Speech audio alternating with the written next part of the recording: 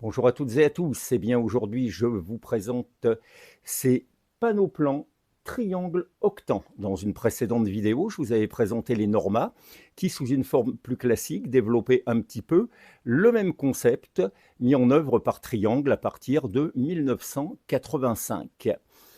Alors, on va retrouver sur ce panneau des haut-parleurs large bande de 17 cm, donc comme dans la Norma, fortement motorisé, avec un équipage mobile très léger, ce qui va être garant d'une bande passante large et d'une belle dynamique. Alors, ces panneaux plans, ben, ma foi, je trouve que c'est une idée qui est assez osée, on va dire hardie, de la part de Triangle, parce que, eh bien, ma foi, il n'y a pas beaucoup de constructeurs qui se lancent dans la fabrication de panneaux plans et dans leur commercialisation.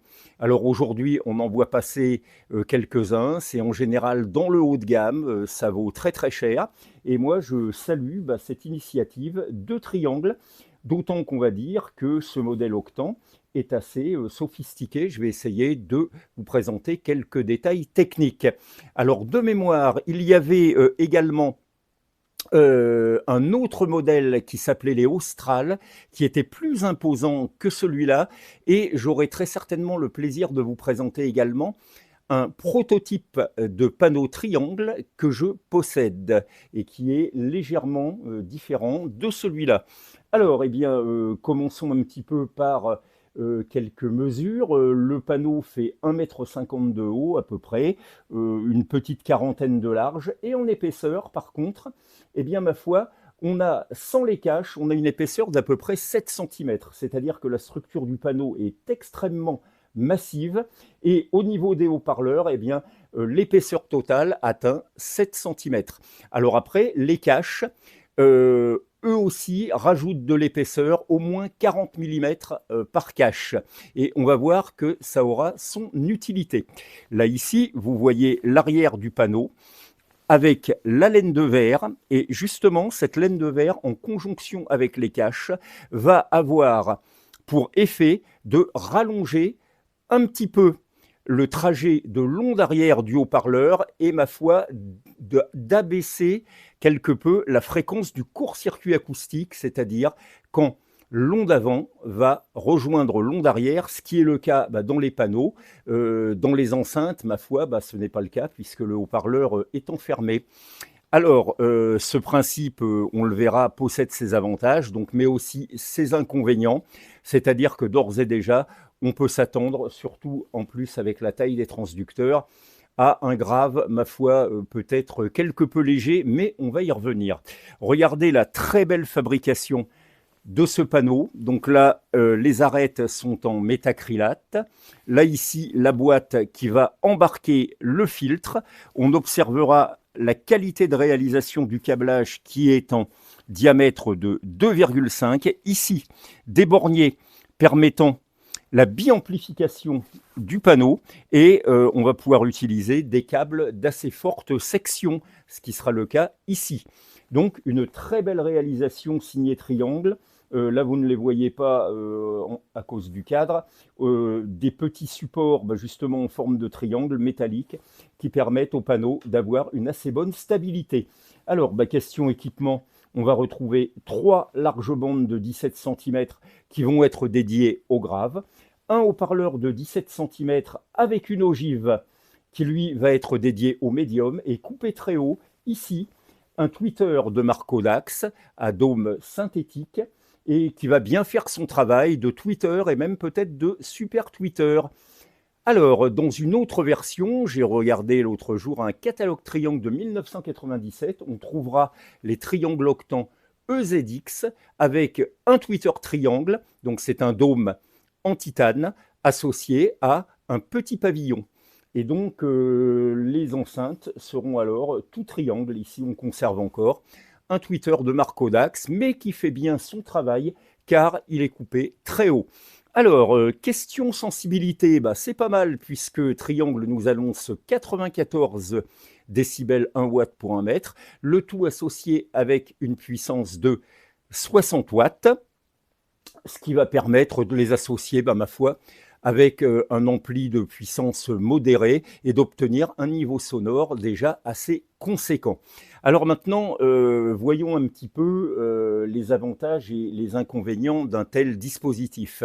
D'abord les avantages, je vous le disais tout à l'heure, une forte dynamique, une belle écoute bien timbrée et détaillée, une belle scène sonore, pardon, puisque les enceintes fonctionnent en dipôle.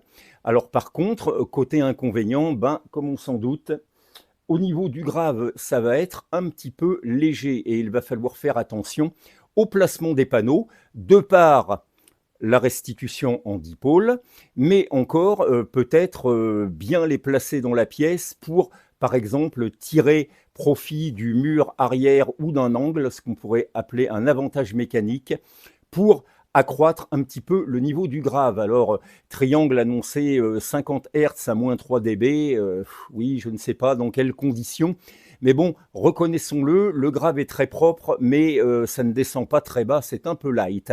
Alors, justement, pour ce qui est de lui rajouter la pointe d'un caisson de basse, eh ben, c'est une très bonne idée.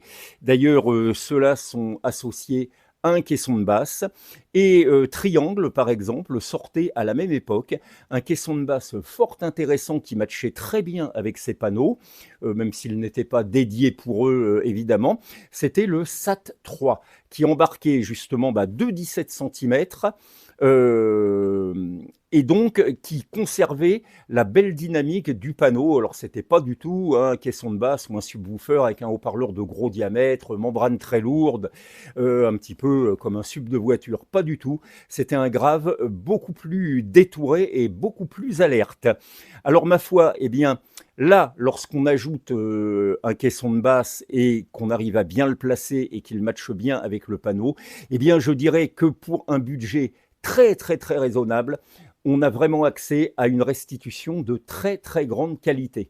Vraiment, j'insiste sur ce point, et c'est la réfection de ces panneaux, on va y revenir tout de suite derrière, qui m'a donné envie de connaître les autres modèles de la gamme Triangle de cette époque.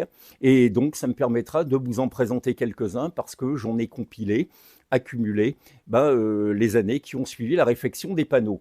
Alors, justement, parlons-en. À mon avis, lorsqu'on achète ce genre de panneau, il faut tester très soigneusement tous les haut-parleurs, l'un après l'autre. En effet, ils sont quand même relativement fragiles. L'entrefer est relativement serré. Il y a une bobine avec un bobinage intérieur-extérieur. Il n'en faut pas beaucoup pour qu'il se décentre. Il faut bien vérifier également l'état de la suspension, qu'elle ne soit pas coupée ou raidie. Alors là, sur certains haut-parleurs, la suspension a carrément été remplacée, parce que bon, je dispose de membranes Triangle, on va dire d'origine, et ensuite après ça, on fait un retraitement de la suspension petit pli, et un peu de travail quand même, puisque j'avais fait une grosse rénovation sur ces panneaux. Ça avait été vraiment très très lourd, je ne sais pas, mais là ça se comptait peut-être en 2 dizaines d'heures minimum, une vingtaine d'heures, peut-être même un petit peu plus. Néanmoins, une fois que c'est bien restauré, le résultat est au rendez-vous. Voilà. Alors je vais vous laisser en leur compagnie pour un petit morceau de musique. Alors, je fais juste un petit encart, ça n'a pas vraiment de rapport avec la hi-fi.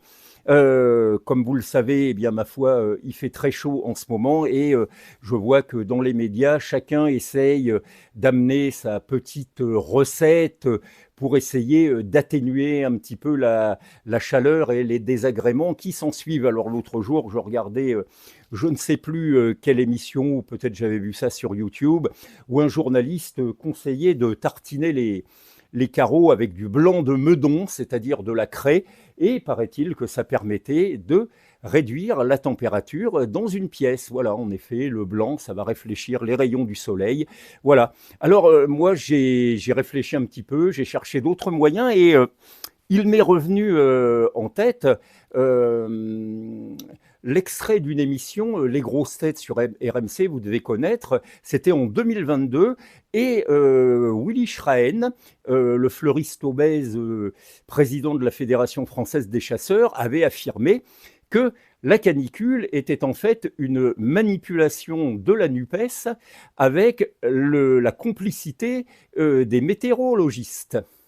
Alors, bon, ça m'avait paru un peu bizarre, cette assertion à l'époque, et puis j'y ai réfléchi, et finalement, je me suis dit la chose suivante. Bah, si l'on en croit ce monsieur, en gros, la canicule est une invention.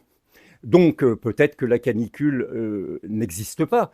Et si la canicule n'existe pas, eh bien, elle ne fait pas chaud.